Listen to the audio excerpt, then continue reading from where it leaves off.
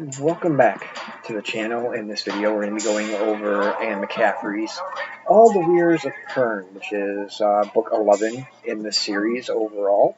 Again, I'm doing it in chronological order, so I'm doing it in a different order. So before we dive into it, as always, I ask that you please like, subscribe, turn on notifications so you know when new videos come on out. Leave a comment down below. I love hearing from you guys. I always answer back. And spread the word. It helps me out, and I appreciate it. So going into this book, All the Weyrs of Pern, where to really start? There's a lot that goes on. But Jackson and Ruth, the White Dragon, are really the main four runners of this book. They've At the end, if you remember, at the end of the Renegades of Pern, they booted up Avis, and started to get some information from him, or it, the machine. They call it, actually, they say him. But really, what he has them doing in this book is he's catching them up on technology that they've lost over the turns, over the thousands of turns, and how they bring that technology back. So everybody's working like super duper hard, and there are some hold members and some craft masters who don't see Avis as a good thing. They see it as an abomination, something that is going to destroy their whole fabric, their tradition, as they would put it, even though they don't realize that this is really what the ancestors' tradition was. This is what the ancestors were using. And all Avis is really trying to do is, one, get them caught up on what their ancestors had. They're not going to have everything, obviously, because they're limited to the scope of what is on the planet. But you have that, and then the second thing that all of this stuff kind of goes around is to try to end Thread for good. And the way they do that is interesting. But as I was reading this, it was kind of interesting that the way Avis would not give them the whole plan up front. He would only give them the next steps of the things that they had to do. And they would jump at it and do it as fast as they could. So I'm sitting there reading this thing, and I'm like, okay, is Avis like another Hal from 2001: A Space Odyssey? Is he doesn't control everything at landing, but he's basically got enough people convinced to do all this work for him. So it's like, is it another Hal where, he kind of sucks you in, and then next thing you know, boom, he takes control of everything. It makes you wonder, because he's not being totally upfront with them.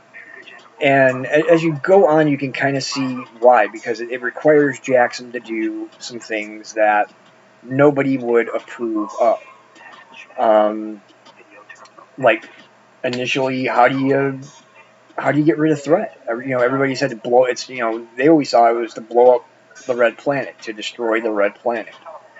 And Avis says, no, that's not the way to do it, because the thread is actually within the Red Planet, and then it goes through the Oort Cloud and onto Pern. But if you can divert the orbit of the Red Star, then that will get rid of Thread for good. Now, it won't do it during this pass, which now they've got to convince all the people that they fought to get on their side. Now they have to, say, okay, it's, we got to deal with it for this pass, and then it's gone, and hope that people are still on board. But the things that, like I said, the things that Jackson has to do in this book is really, it goes beyond what Lessa did. if you remember, Lessa went back 400 turns to bring back the other Weyrs to add to Bend to fight Thread. Jackson, well, first, the plan overall is to take the engines that are on the 3 ships in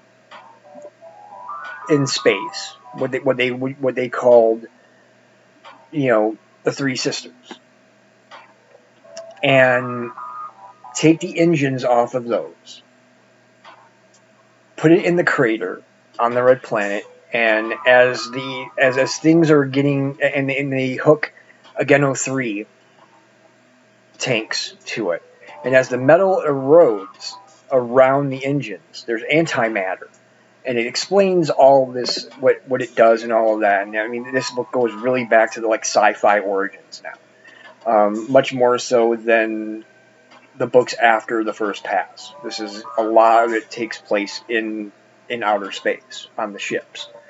But anyway, once the metal corrodes and the antimatter comes into contact with the crater, an explosion happens. And that is supposed to be able to adjust or knock the Red Star's orbit off just enough where Thread will no longer fall on Pern. But there's a catch. There needs to be 2 earlier explosions. And this is where Jackson and Ruth and the danger that they put themselves in come into play. Remember, I said Lessa had to go back 400 years. Jackson has to go back 1,800 years for the first explosion. Now, the difference is, when you're going back that far, there's no oxygen for the human.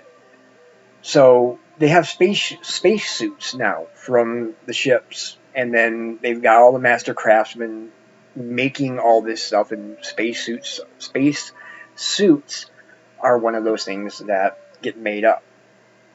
And you have enough for a whole bunch of Dragon Riders, and this is what Jackson is wearing to go back those 1,800 turns, so he can breathe. And it's tough on Ruth, though. But he takes Dragon Riders with him, and there's no crater there. They have to make the crater. So they take the engines from one of the ships, and they blow that up. The second one, he has to blow another one. He has to go back, I think it's 500 turns, something like that. And when he comes back from that one, there's some confusion as to where he was and why some dragons ended up not at their proper weirs, because they were supposed to go back to their weirs, and they didn't. And Jackson's just like, whatever, it's done, it's over. But he doesn't tell anybody really what he did, how far back he went. Because, I mean, right now, Lessa's considered the overall hero for going back 400 turns. I mean, if it were to come out, he went back 1,800 turns. That's a huge thing. And that's that's a big accomplishment. So then comes the third blast, which is done in the present pass. And is it successful? We don't know. The blast does happen, but is it going to knock the planet, the Red Star, away from Pern? We don't know, because the explosion happens towards the end of the book. And there's a little bit of sadness at the end of this book, and I'm not going to give it away, because if you're reading the series, I don't want to spoil it for you. But it centers around a quote that Avis gives to somebody. And just give me one. It's to every season, and I'm sitting there thinking at first thinking of the bird song, to every season, turn, turn, turn. but it's not quite that. But there's it's to every season. All things must come back to heaven, or something to that effect. And Avis basically says amen, and he says it's from the greatest book written by mankind. So Anne McCaffrey might be here trying to sneak in Christianity. I don't know, but you can take that opinion up on your own, whether or not you want to agree with that. So the way it ends basically is we've got the explosion. It happens. There's a sad event, but yet at the same time it's moving as well. And it's going to be weird with the next two books. The last two books, which is the next one is the Dolphins of Pern, which they started creeping up in the Renegades of Pern and all the Weyrs of Pern, as they're called shipfish, is what the Pernese now call them. And the shipfish they have a way of saving people who are getting shipwrecked, who go overboard on their ships. They basically ride these people back onto land, and they're like talking to them. And we know from the first past books that the dolphins did have the ability to communicate telepathically to human beings. They weren't connected to any human beings the way the dragons were, but they could communicate with human beings, and they do that now. So the next book is really going to be about them, and I don't know what angle it's going to really be. And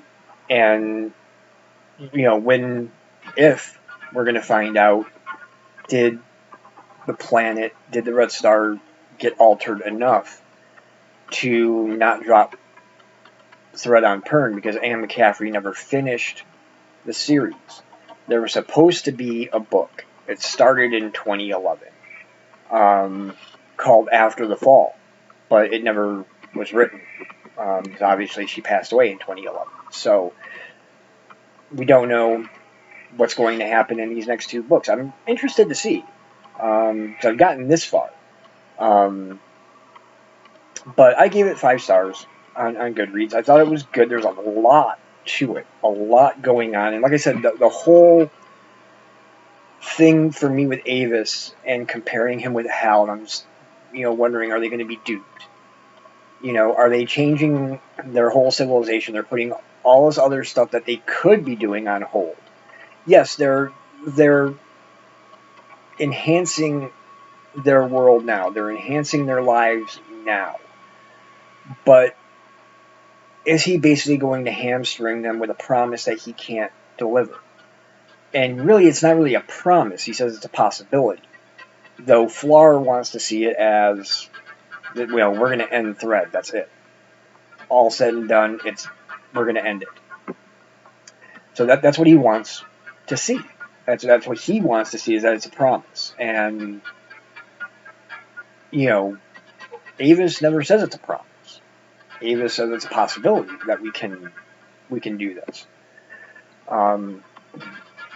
So that's basically where it ends, with the explosion, the moving event, and wondering, okay, did the explosion alter the course? Avis doesn't say that it altered the course. It's too soon to tell, basically. But yeah, I thought it was a good book. 5 stars. On Goodreads, I'd say 5 stars overall. To me, it was a big step up from the Renegades of Pern. That was one that I sort of had some trouble with. This one, I think, was a big step in the right direction, and I hope that direction continues with the next two. That would be a cool thing if it does, and have that some kind of climactic ending, even though the last book was never written. So yeah, 5 stars. So with that, again, please like, subscribe, turn on the notifications. That way you know when new videos come on up. And leave a comment down below. I love hearing from you, and I always answer back. And spread the word. It helps me out. Brings people to the channel and see what they think of the series and the videos and all of that. So yeah. So until next time, as always, keep YouTube literate, and God bless.